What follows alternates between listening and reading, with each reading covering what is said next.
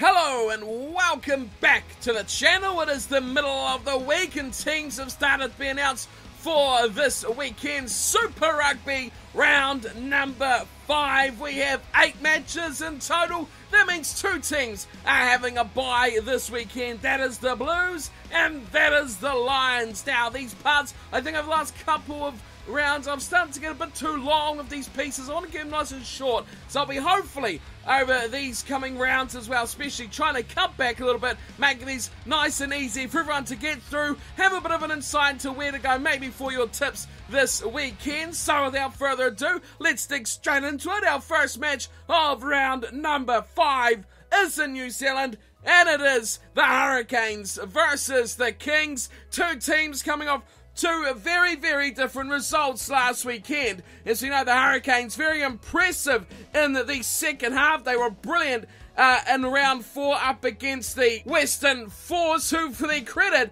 really put that match nice and tight for a good 50 or so minutes. The Kings, on the other hand, well, they need to start like they did against the Crusaders last weekend as well. If they're to have any hope in getting anything out of this match, they need to start strong. They need to get points on the board instantly and put the pressure on the scoreboard against the Hurricanes. It's the only chance they can have any chance of getting away with the result here.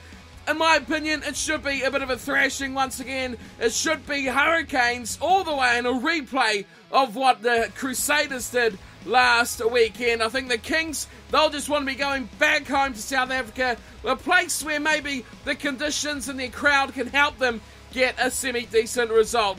I've got the Hurricanes thrashing them here, 47 points to 19 over the Kings for our first match of the weekend. Right, for game number 2, we're up to the Waikato, where the Chiefs will be up against the Force. They are back in Waikato Stadium. They've been away for a couple of weeks now, have the Chiefs. And, well, if you tuned into Super Rugby last weekend and you watched the Jaguars against the Chiefs, you have been treated to what I think was possibly the best game of Super Rugby so far this season. An amazing matchup. The Chiefs really showed that ability to score tries from nothing, from anywhere, and just accumulate points when the other team is seemingly on the advantage and on the attack. The Force, I think they played a good 40 or 50 minutes, like I said earlier, against the Hurricanes. But when the bench started to come on, that is where they lost their effectiveness. The bench couldn't keep up the game, and they were blowing, in more ways than one, off the park. I think the way the Force plays and their intent to attack more than play the conservative game will play into the Chiefs' hands, which could be a concern for them. Chiefs in a homecoming, and they're going to get the ball, and chances and open play and broken play, which will be just what the Chiefs want. So for that, the second match of the round, I have the Chiefs with a tidy little 32-12 win over the Western Force.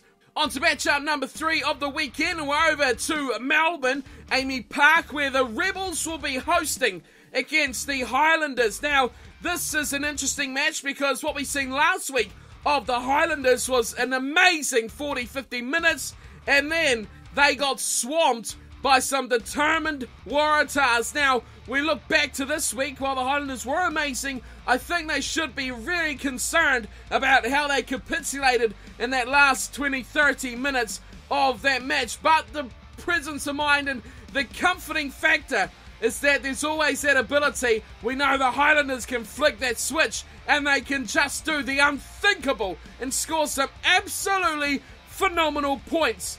I think the Rebels last weekend were so impressive against the Sunwolves. They really shut them down. After the Sunwolves scored a lot of points in the opening half in round 3, they were really shut down big time by this Rebels side, and I think that's a good showing for the Rebels, and they showed they will not be a team fighting for the wooden spoon. They should be a decent mid-table side that can prove an upset against the top flight teams. Like we think of others like the Blues as well, can do a similar kind of job. But today, I think the Highlanders will be too good for the Rebels, and they will take home a 28-15 win over the Australian rivals for that matchup. But it should be entertaining. I think it should be quite interesting to see how the Rebels' style affects the Highlanders. Alright, so halfway through the fixtures now with matchup number 4, and we're off to Singapore once again. A lot of people confused as to why the Sunwolves are taking matches away to Singapore, but that's another topic for another day. Today, though, we're looking at their matchup against the Bulls, which is going to be quite interesting because the Sunwolves, once again, like I said last week, they need a win. Really, really badly need a win. And there's nothing more at the moment that I want to see for the good of this competition is a win to the Sunwolves. But I just can't see it happening. They've had a couple of really good chances inside the first 4 rounds to take wins, especially against that Cheetahs game where, that we're always going to come back to that and say, what if the Sunwolves won that match? The Bulls, though, to be fair, they should have lost last week. That kick from Joe Peterson by the Sharks, it should have been over. The Bulls should have been reeling a 3-point loss, but now I think they should be feeling lucky. They should be happy. They've got away with absolute robbery to steal that draw, and that luck will only builds confidence for them, and they'll be using that even more so here against the Sunwolves. I think the Sunwolves, what they need to show, whilst a win may be a bit out of their grasp here, famous last words, those ones, but what they need to show is the ability to play a full 80 minutes. Now, what you want to see from them is no lapses. If they want to play this match, they need to be with the Bulls all the way and show this competition that they can play a full match of Super Rugby and they can lift to this level. I think the Bulls are going to be too good and they will run away with a 36-12 win over the Sunwolves. Matchup number 5 of this 5th weekend of Super Rugby sees us making our way over to Bloemfontein to Free State Stadium, where the Cheetahs will be hosting the Brumbies. Now, I think this is a really, really big match, and the Cheetahs are a team that I think a lot of people are underestimating because of their results without actually seeing how they've played. The Cheetahs have been very consistent all season long, and sometimes that is enough to get them over the line. Other times it's been just short, but I don't feel they're going to be a team that people are going to underestimate for too much longer. The more they break into these teams from Australia and New Zealand, the more global that their style will be seen from. The Brumbies, though, showed last weekend that they're not invincible like many people thought after their opening 2-3 matches where they were just brilliant. It was their worst display by quite some way last weekend. The red card, the complete just crumbling of their whole setup just in 140 minutes of rugby. Now, the Brumbies need to show that composure that they surely have somewhere, because now teams are going to try and rattle them mentally more than anything else, because they know the Brumbies on the field, player v player, team v team, they are a very good rugby side. But is their weakness the top 2 inches in the headspace of the Brumbies? Now, teams are going to challenge that, none more so than the South African franchise, who are very, very good at messing with your headspace. They are very good, very bullish, and they will get in those top 2 inches and they will wreak havoc with the Brumbies if they can do so. I'm predicting this game will be quite close, even though the Brumbies really should run away with it. I still have them winning, though, 26-22 over the Cheetahs, who could just fall short. Righto, matchup number 6, and we're off to Kings Park in Durban for the Sharks versus the Crusaders. Now, the Crusaders, I think they will be quite chuffed with a good-looking performance that they put in last weekend against the Kings. The Sharks, on the other hand, they will be spewing, absolutely spewing, over what they put out last weekend. The match that they should have won. How did they lose it? Well, I don't think anyone can answer how Peterson missed that shot at goal from right in front. Just absolutely mind-boggling stuff.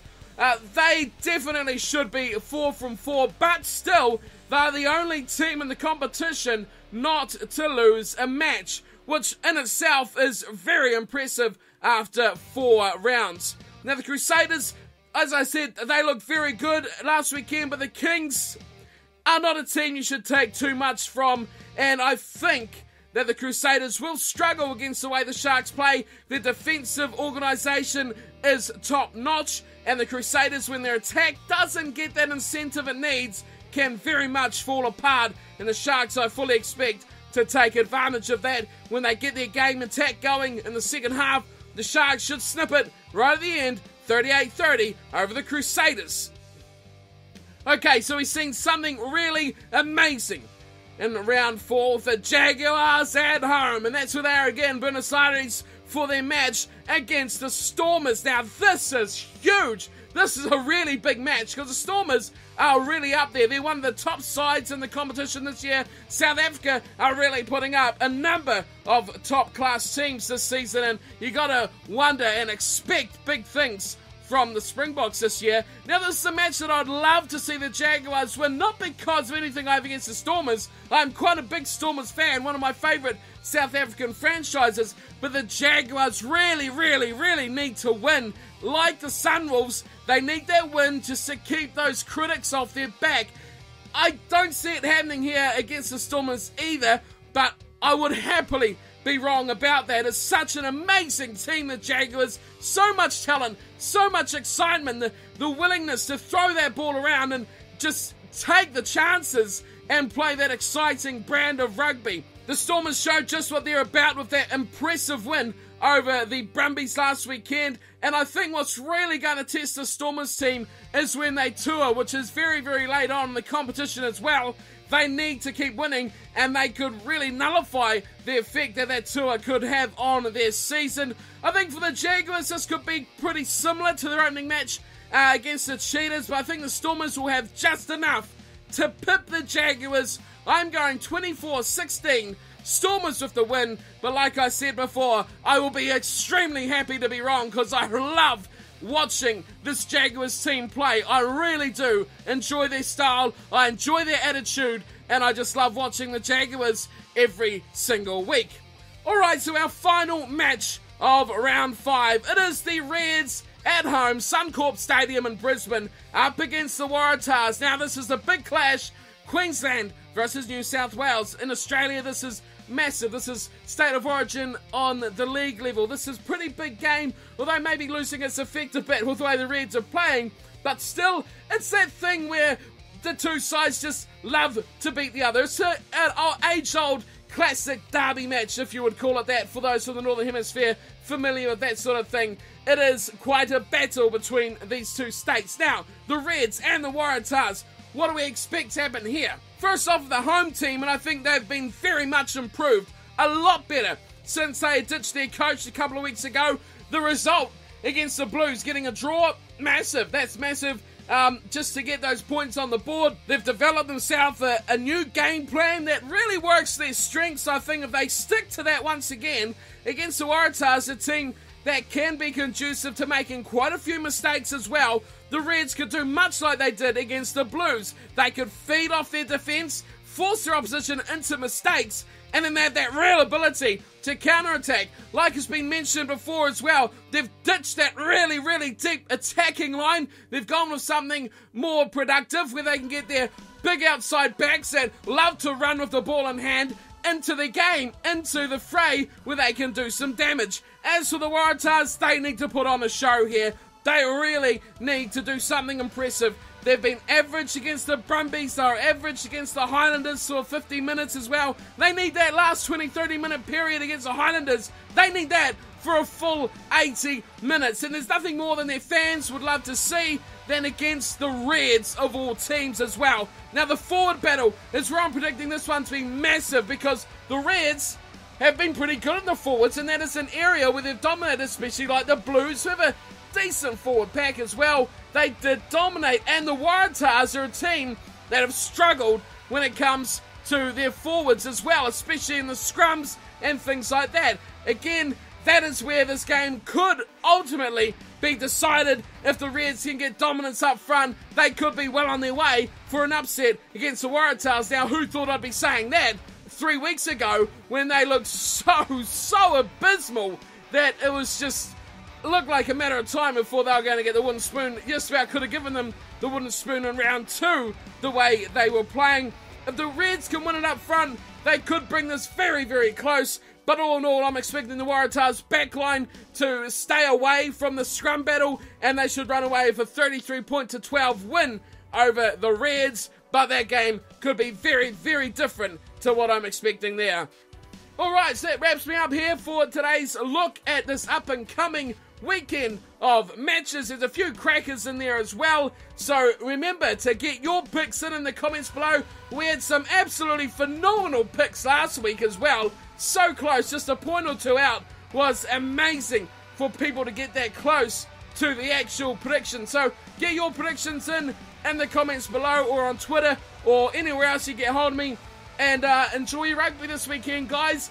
Keep in touch on Twitter as well during the matches if you'd like to have a chat about what's happening. I'm normally around for most of the matches as well.